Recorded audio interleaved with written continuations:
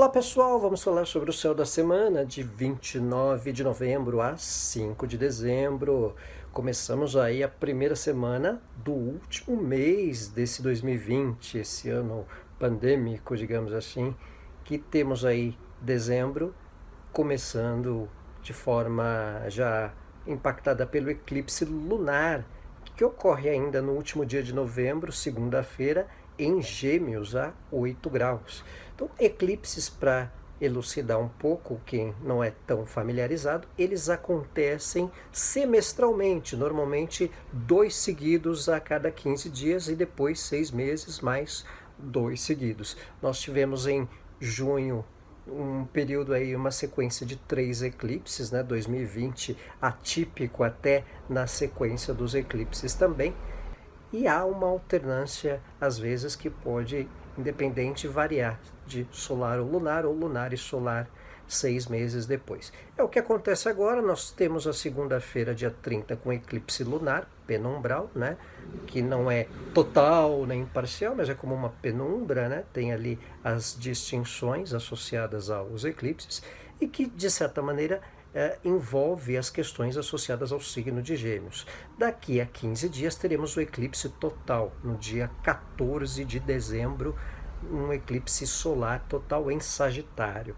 O eclipse lunar em Gêmeos e mesmo o eclipse total solar em Sagitário, eles já, digamos, trazem sinais um mês antes, pelo sempre que eu costumo observar, né? Então nós temos aí o eclipse em Gêmeos que impactou já com questões associadas a informações, aos próprios temas educacionais, fake news, os assuntos que envolvam debates de maneira muito intensa, né? Todo um contexto aí da própria imprensa, internet, meios de comunicação ganhando um impacto muito dinâmico nas direções do que envolvem a sociedade. A gente já percebeu que 10 dias antes aí nós tivemos a situação aqui no Brasil do homem negro morto por seguranças no hipermercado em Porto Alegre, né? Na época do eclipse em junho, também tivemos 10 dias antes a situação do George Floyd, também num supermercado lá nos Estados Unidos, morto também por agressão e por consequência aí todo um movimento, todo um embate diante das questões associadas a direitos, à justiça, à igualdade racial, né? Todo um atrelar, digamos assim, ao eixo onde ocorreu o eclipse. Naquela época nós tivemos um eclipse em Sagitário, um eclipse lunar a 15 graus também. Dessa vez nós teremos um eclipse em Sagitário no dia 14, porém um eclipse solar.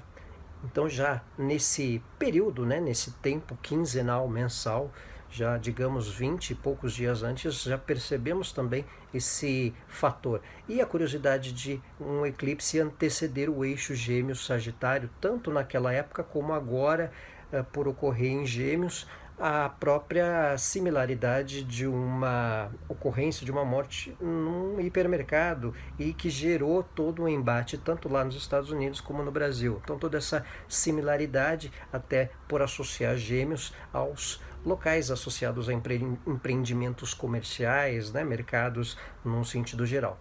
No caso do eclipse lunar agora em Gêmeos, nós temos o momento em que a Terra está no meio do Sol e da Lua.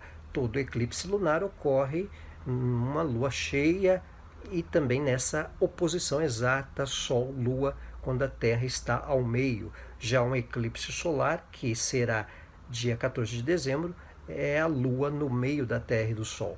Então, este do dia 30, a Terra estará ao meio do Sol e da Lua, o eclipse lunar associado aos graus de Gêmeos, impactando aí num fator de informações, das trocas de aprendizado também, todo um contexto que pode abranger tanto a nossa vida num coletivo, como as percepções associadas ao mundo externo, como mídias, meios de comunicação impactando de maneira intensa. A gente percebe, de repente, embates em função de polêmicas causadas por órgãos de comunicação. Então, a gente notar essas questões de maneira muito efervescente, de debates, de diálogos, trocas de opiniões, a diferença de pensamento, né?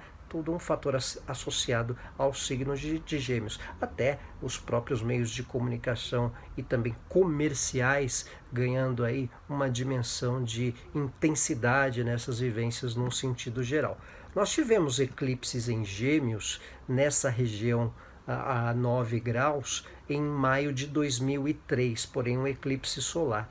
Tivemos um eclipse lunar em novembro de 2012, a 6 graus de Gêmeos. O que eu quero dizer com isso? É para dar uma elucidada. Se a gente vivenciou situações marcantes, que mudaram direção, que trouxeram uma revelação, alguma surpresa, alguma transição especial por esses momentos aí em torno de meados de 2003 em diante, e também ali por 2012 ao final do ano e início de 2013, são tendências, indicações dessas áreas vivenciadas com mais intensidade poderem ganhar uma atenção no nosso contexto de vida, na região do mapa astral que nós temos o grau de Gêmeos, os 8 graus de Gêmeos, já que essas épocas que eu citei ocorreram os eclipses nessa região. Então, é nesse contexto. Eclipses também normalmente dão indicações de tremores de terra ou de questões geológicas, até por uma questão gravitacional. É alto índice de períodos de leves tremores ou até maiores proporções numa época quinzenal ou mensal de eclipse também. E além de revelações, aquela questão de algo que está obscuro no céu e depois vem à tona, aquele famoso pá, né, de revelar, entrar em erupção. Então, uma situação bastante nítida que muitas vezes a gente começa a se dar conta num contexto de vida, de direção de assuntos, e nesses tempos em que ele ocorre por Gêmeos, muito essa questão da informação diante de algo, a percepção de conversas, de pensamentos, de debates. No futuro, quando ocorreu o eclipse em Sagitário, lá em meados de dezembro, a própria questão de legislação, de assuntos associados a leis e direitos. E como eu digo, o eclipse, ele, no meu contexto de observação, ele já dá sinais em torno de 20 dias antes ou até um mês antes. Então a gente já percebendo algum tipo de sinalização. Já tive clientes que já deram sinais com informações de alternância de trabalho, situações de relacionamento que estão tendo um contexto de colocar as coisas na mesa, cliente que já deu sinal de informar gravidez, possibilidade de maternidade, já de maneira mais consistente. Então, são sinalizações de revelar, de trazer à tona questões de vida e que dão uma proporção de redirecionar, num sentido geral. No mesmo dia do eclipse, na segunda-feira, nós temos um bom aspecto entre Mercúrio e Saturno. Mercúrio é o planeta associado às comunicações, aos pensamentos, às ideias, e Saturno, o planeta simbolicamente associado às estruturas, ao pensar a longo prazo, ao que envolve um padrão.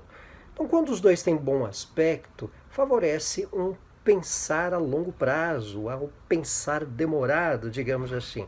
Tanto num pensar demorado de não ter pressa com as questões, como também de um projetar a longo prazo. Então é positivo para os contextos que envolvem longo prazo, tanto aqueles que a gente projeta, como aqueles que estamos prestes a uma conclusão. Então tem esse indicativo especial também nesse contexto. Um bom aspecto Mercúrio-Saturno favorece a conclusão de algo que já vinha há um certo tempo, uma certa vagarosidade. Podemos dar uma indicação conclusiva num sentido geral. E também para projetar questões numa evidência ali para o futuro, para o adiante, num contexto de objetivos, até conversas mais sérias com quem nós temos maior vínculo de relacionamento. Então são propensões aí bastante significativas nesse momento de bom aspecto entre Mercúrio e Saturno. Também é indicador para conversas com quem tem mais experiência.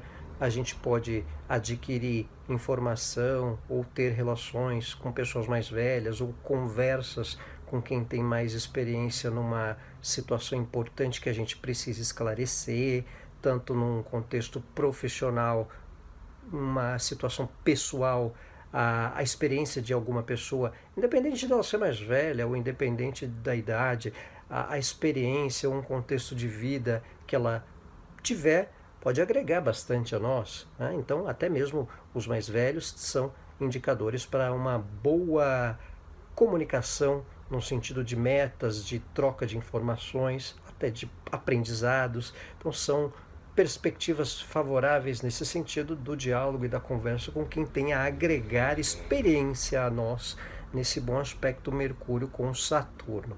Outro indicador é o fato de lidarmos com a comunicação de uma forma mais séria nas relações, tratarmos assuntos com um pouco mais de responsabilidade do que antes, conversas mais consistentes e produtivas, né? A gente tratar temas com mais seriedade que dê uma satisfação, pelo menos, ao contrário de outros momentos que a gente não era tão levado a sério diante de certos assuntos ou até por certas pessoas também.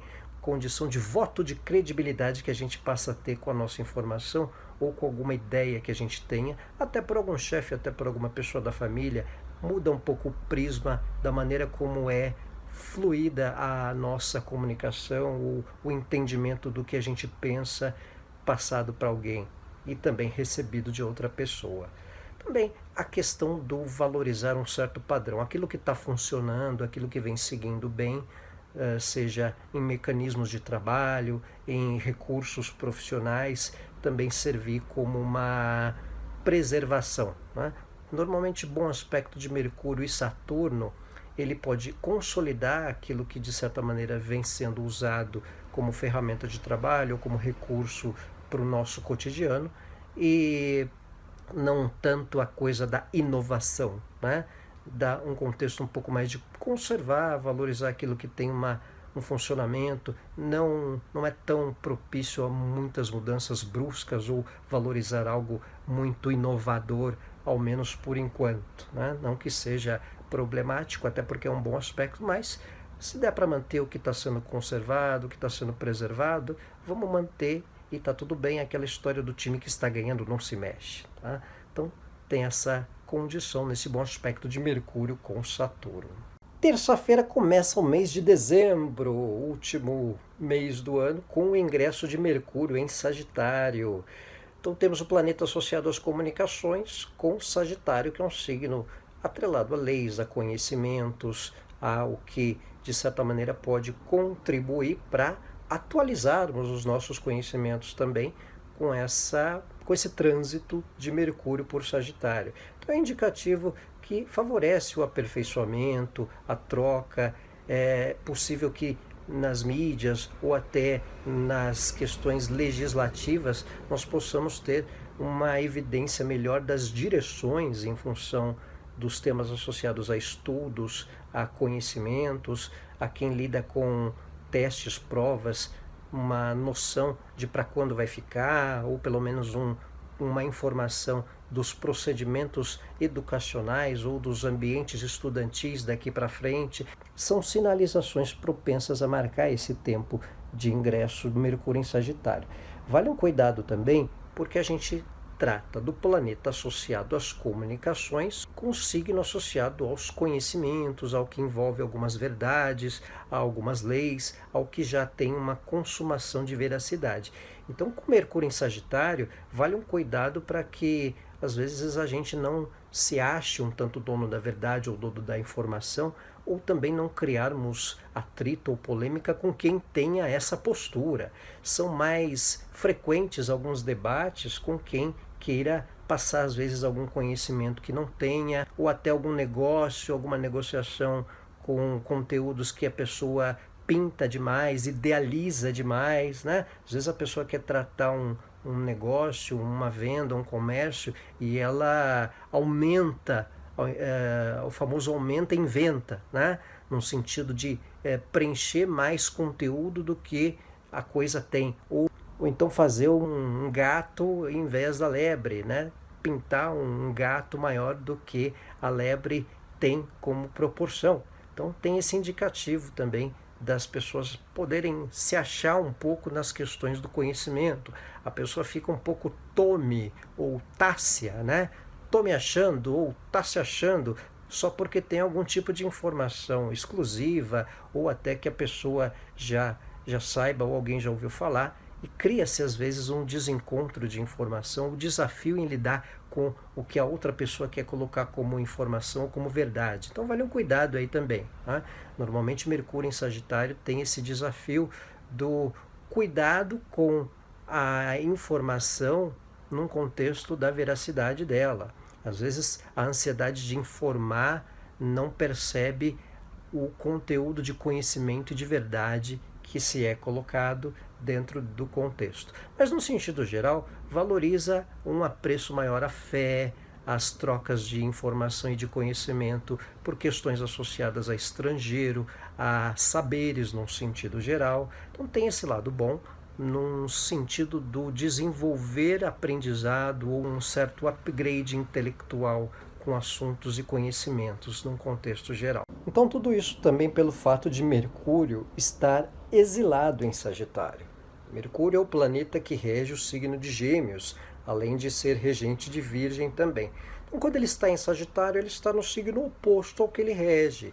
Então está em exílio. Né? Então tem essa questão também do planeta que envolve informação, aprendizado, transitar por um signo de conhecimento. Então, muitas vezes, algumas informações são passadas, muitas vezes, sem tanto o conhecimento delas, ou esse certo desencontro. Por outro lado, favorece o aprendizado, também favorece as questões num contexto da direção, do que envolve o estrangeiro, do que envolve em viagens. Então, para quem está com planejamento de questões associadas ao estrangeiro, passaporte, contatos à distância, saber se vai, saber se não vai, né?